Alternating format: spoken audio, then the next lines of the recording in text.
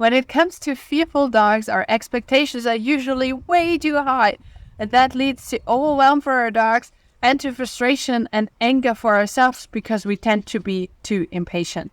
I will tell you my absolute game changer secret that helped me so much with my fearful dogs a little bit later.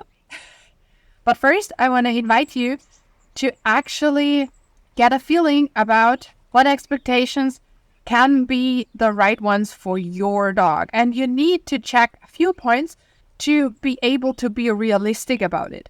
Point number 1, how old is your dog and how long has your dog been with you? That makes a huge difference. Like if you have a very young dog that didn't have that many experiences yet, he or she will not have many bad experiences either. That is easier than if you adopt a 13-year-old fearful dog who has been afraid the whole life, right? And the longer a dog is with you, the more trust you will be able to develop, right? The better your relationship will be, the stronger your bond will be. So this again makes a huge difference in what you can expect your dog to be able to conquer, right? The next point is, how often do you see your dog being fearful? How often is your dog afraid?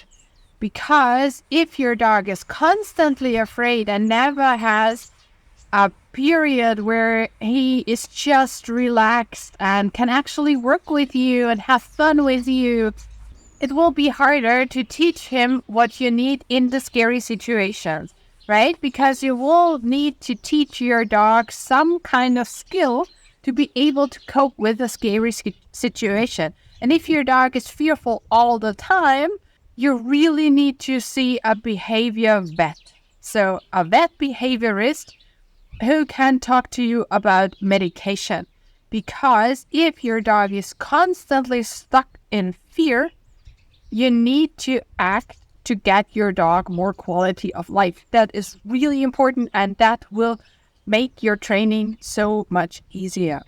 The next point is, what is your dog actually afraid of and can you control it? Like if your dog is scared of people, you can control the situations perfectly. You can just pick the right distance, and the scary thing, so the people, can be more or less scary depending on how close you are and how they act. So you can control the situation. It's a whole different story if your dog is scared of wind or thunderstorms, for example. Those two things are two of the most tricky things to train because you cannot control them.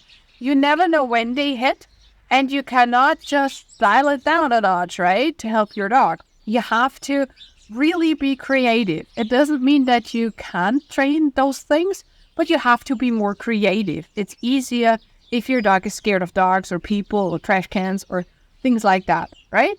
And then there's a question of how brave is your dog? So does your dog actually like doing things with you? Does your dog try to overcome the fears because he or she likes to actually go on adventures with you?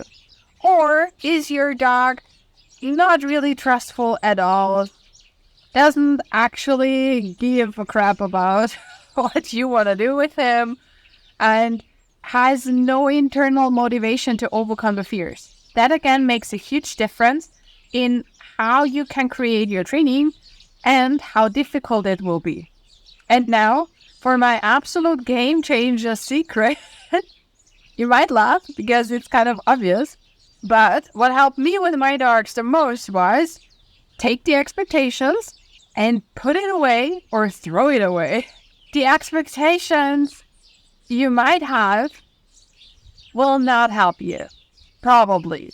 So what I did with my fearful dogs was I stopped expecting anything of them because what I wanted, and that was a huge goal, and to be honest, the only goal in the beginning, was to just give them quality of life, to make the fear go away and make them happy. Because whenever they feel better about a situation or about life in general, they can actually do things with you. They can participate in training and in life. And that's when you can set new goals. But first, you have to just get clear about how you can help your dog with the quality of life he is living. And if you want to know how you can do that exactly on walks, watch this video.